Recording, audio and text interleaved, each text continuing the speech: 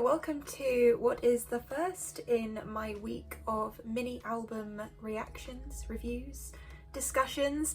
I don't know what to call it because these are my reactions to albums I've already heard, so I've written down some notes and done my own analysis away from reacting on camera, and this is our space to kind of just discuss all of the music and what I think about these albums. So we're starting with Coldplay, my favourite band, and their album, got it here actually, Music of the Spheres, which I think is a very good album. But I think we should get into the whys of why it's a very good album. Starting with our first track. Now, a lot of the tracks on this record have symbols, and the very first symbol is of one of the planets. Is that Jupiter? Saturn? Saturn has the rings. What is going on with me today? Anyway, that one. It's track one. And on Spotify, they don't have the symbol for that, so it's just a question mark, which kind of adds to the mystery, I feel.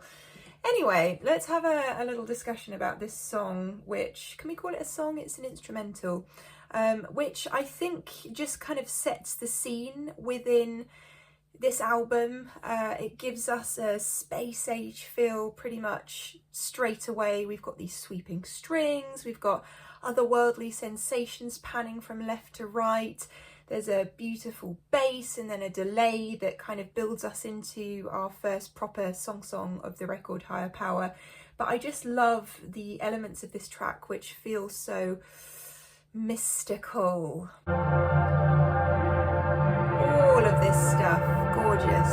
And then this bass. So when we go into Higher Power, the whole direction changes pretty much straight away. Higher Power is actually my favourite track on the album. I think it's ridiculously catchy. It's euphoric. To me, it never gets boring to listen to. I don't know if you feel the same way, but I just feel like Chris Martin sounds really confident on this track. It feels like they all feel at home on this song. It's a very Coldplay song, if that makes sense. Sometimes I feel like they release songs that aren't very Coldplay, but this one is a very Coldplay euphoric anthemic song that's going to do super well live. There's a bit of vocal agility as well at 44 seconds, the 44-second mark. Let me just find that. Here we go. Did you hear that? It's like, oh, very quick little turnaround that Chris subtly displays his vocal agility on, which I really like. You'd be forgiven for missing a lot of the detail on this track, and I think that's kind of why it's so good and it isn't ever going to get boring, because you can discover more the more that you listen to it. A lot of this song is about the detached bass and all of the held notes. I don't know, there's something about the female backing vocals in the chorus that gives it this huge expansive feeling as well. And then I think what my favourite part of this song is when we reach 2 minutes 36, there's this just change in melody in the chorus which elevates the song to a new place. So this is where we get more of Chris Martin's head vocals, and oh, it's stunning. So let's just listen to that as well.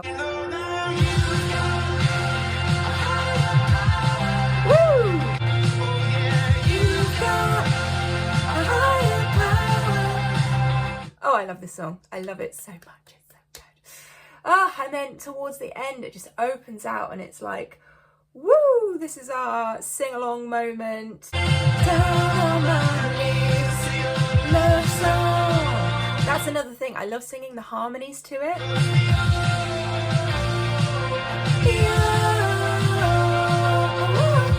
That. It's so good. It's so good. So punchy in the drums as well. Love this song. Okay, then we move on to Humankind, which I think the drum pattern of which is reminiscent of previous Coldplay records, which I quite like. It gives them a consistency, a continuity within their records. But this one, I can really see how it's going to play out at live dates. There's another song later on in the record that I think is also going to be a biggie, People of the Pride. But this one, I think, is going to be a real sing-along. And actually, it's not my favourite song on the record. except for in the chorus where there's this slight shift in the chord, and one of the notes that Chris sings elevates the song slightly. So I'm just going to find that for us. That's nice. And then we have this. So we change the chords again. Yeah, that's going to be a big sing-along job for sure. So I think some of the things that would be easy to miss on this song are the phaser effects on Chris's vocal. Now, this took me really listening with good earphones. I think coming through my speakers, you're not going to hear it as much, but in the verses, yeah, you just can't hear the phaser effect as well as you can when you have headphones in. So make sure you listen to this track with headphones at least once to hear the phaser effect. It sort of adds another space age type layer, I think, to this, whatever you want to call it. So there are some delays in verse 2, which are great. The middle 8 is super atmospheric, which I think is really nice as well. And actually part of the final chorus is my favourite bit of this song, where we drop out a beat, we miss a beat in the drums, and then they come back in. So it gives this real kind of, I don't know, falling sensation into our final chorus.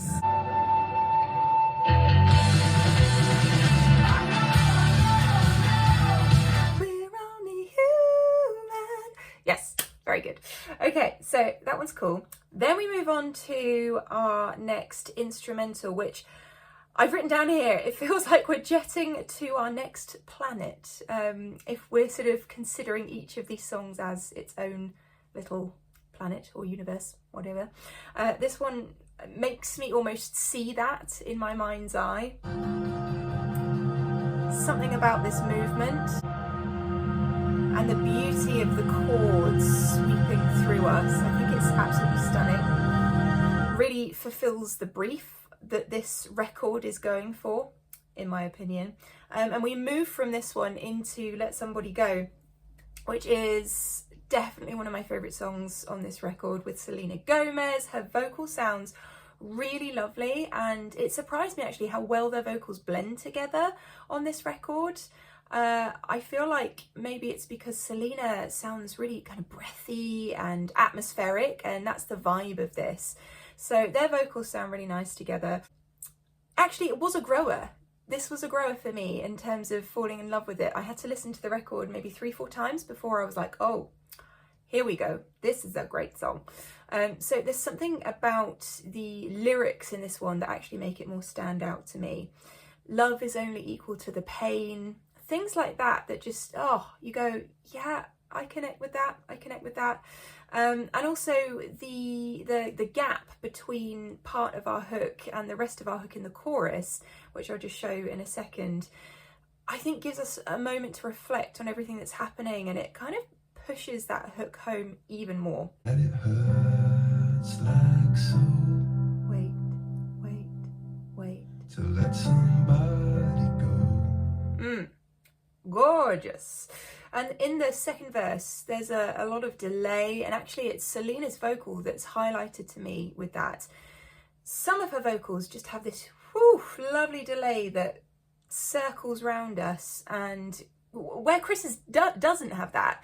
So I really feel like when I watched the live version of this that it missed that delay, because to me it's a key part of this song. To let somebody go. And then there's a change in the chord movement pattern at 3 minutes 15, moving into our final section. Oh, we have to listen to that as well. It is so nice. Oh my goodness, that is a chills moment. No? To let somebody go. Everything about that song is beautiful. Actually, it leads really nicely onto our next one, another collaboration with We Are King and Jacob Collier. And actually, this is another of my favourite songs on the record. I'm really going for the slower ones this time round. I suppose Higher Power is a very punchy up-tempo track, but there are some great slow tracks on this record. This one is stunning simply because it's all vocals, and the arrangement is just beyond beautiful, One of my favourite games with this song, yes, I've got to the point now where I'm playing games with it, is finding different harmonies to sing along with, because there are so many and it's difficult to find something that hasn't been sung within this song. So let's just listen to a few of my favourite parts. My human heart, I wish it didn't fall apart. So first of all, that's gorgeous. That change there in that chord is like, whoa, super dreamy. And then, Night and day, night and dawn. woof, we're in another completely different, euphoric, atmospheric point. And I think what really is driven home to me on this song is the reverb choices and the delay choices are just perfection. So this song just takes you to another planet, if you will. Okay, so that's another favourite. Then People of the Pride. So People of the Pride, is it my favourite track on this record? No. Do I think this one will be incredible live? Yes. I think this song was written to be performed live. That's my feeling, because the chorus isn't really chorusy. Is that the right thing to say? It's not really chorusy. It's a collection of different riffs, this particular track. Sort of makes me think a bit Pink Floyd-y, very, I don't know, like rocky compared to all of the other songs that we've had so far. It made me think of Muse a little bit. It also made me think of Going Up to the Spirit in the Sky when it first started. Was that just me? And yeah, I think that this one has grown on me, but it definitely isn't my favourite on the record. So some things I like about it are the chord changes at 210. We'll have a listen to that in a second. And I feel like the electric guitar riffs are really strong. It made me wonder if the yeahs that we're also going to have a look at the end of this track were written specifically so that, if you've ever been to a Coldplay concert, you'll know everyone sings oh, before and after the concert. And I wonder if Coldplay are like, do you know what? We need a new melody for everyone to sing, because everyone sings at every concert, trust me. So yeah, we'll have a look at those few little things, and you can tell me in the comments if you think that these are the good parts, what you think of this track in general. To the spirit in the sky, do you know what I mean? Those brass swells, very nice. Is this what they want us to sing at the concerts? I do wonder. Okay, so possibly not my favourite track on the record, but I do enjoy it. Am I alone in that, is what I'm wondering. So then we have Beautiful, which is strange on first listen, because the effect on, I believe it's still Chris Martin's vocal, is that of a helium balloon. So we get this really bizarre intro that you're not expecting, with this lovely melody. But it did take me a few listens to kind of get into this song, and I think actually what helped me get into it was the middle 8 section where the chords change. And I did wonder if I would prefer a whole version where those chord changes were in all of the choruses. So let me show you what I mean. This took a bit of getting used to. Very swishy, and there's that drone note underneath. But when we get to this point, 'Cause when you love me, love me, love me. woo, hello. Love me, love me. Now, if we'd have had that throughout this song, it would have been perfecto Coldplay. But I appreciate that sometimes it's nice to just highlight a different section within a middle 8. And then by the time we come back in here, I'm pretty much sold on this song, to be honest. And now I've listened to this album so many times, I love it. So that's good. I like that one. Okay, so then we move on to our globe symbol. Is it a globe symbol on here? On Spotify it is. Yes, it is. Oh, I just hit the camera. Yes, it is. So our globe symbol is the one that I really can't get my head around. This is the only track on the record, another instrumental that actually, when I listen to it, it makes me feel a bit like it's haunted. Is this song haunted? That's how I feel. It's kind of creepy? I don't know. See what you think about this. Oh, I know it's supposed to be kind of alien-like, but... Oh no, I can't, I skip this one. I can't. Sorry Coldplay, I love you, but this track makes me feel weird and I don't know why. Maybe that's what they were after. Maybe that's it. And then we head into My Universe, which is the anthemic, I don't know what you want to call it, pièce de résistance of the record, but not my favourite. I still think that Higher Power is my favourite up-tempo song on this, but My Universe is still incredible. The verses are actually my favourite compared to the choruses.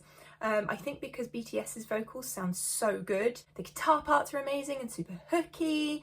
The bass is amazing, and I feel like what's interesting about the chorus is we come straight in on the chorus, and then as we move through each chorus there's something added on to the end of each one, and it's all super incredibly catchy. So this song is just a classic sing-along, and when we get to the latter parts of the song we have a few space-agey type spoken vocals in the background. We've got this lovely outro at the end, which is like a celebration of life. There are some real highlights on this song. Vocals sound great. You can actually hear some of those robotic type voices there.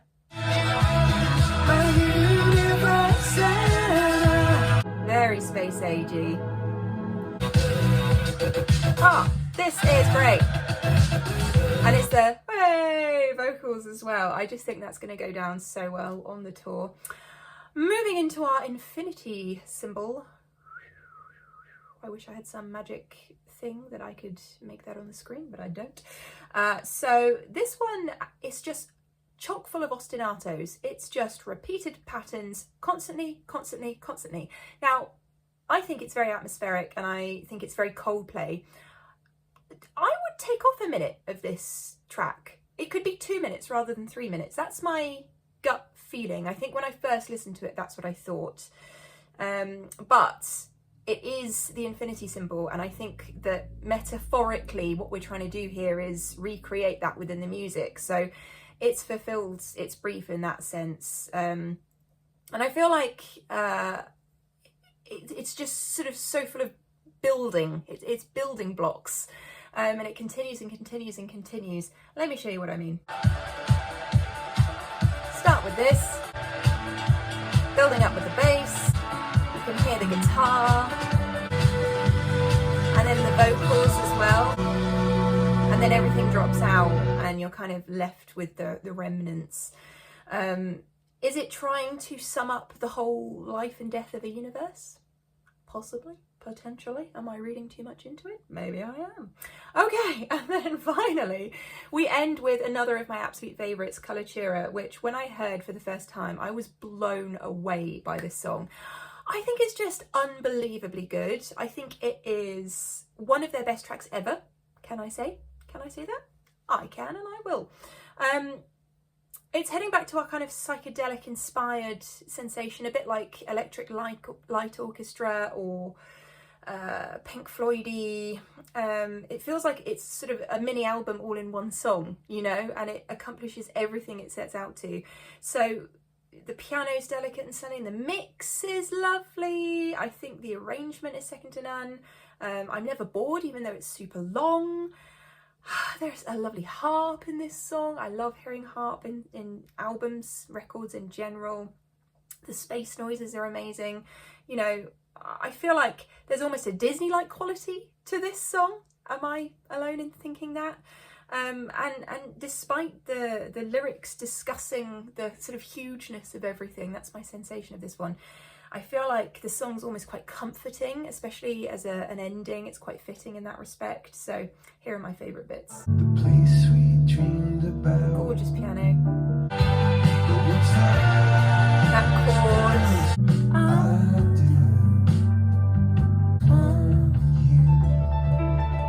The harp. I love it.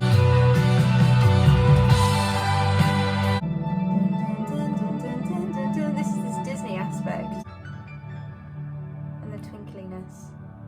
Yeah, I think it's a really lovely end to this record, and definitely a strong pop record from Coldplay, and I feel like it's one of those ones that if you're a Coldplay fan, you need to listen to it 5 or 6 times before you can kind of place it in your order of favourite Coldplay albums. Let me know where it ends up on your list of favourites or least favourites, and what your favourite track from this record is. Do you agree with my favourites or my least favourites? Let me know in the comments box down below. And as always, if you enjoyed this video, please do hit that subscribe button, turn on the notifications, become part of our family here.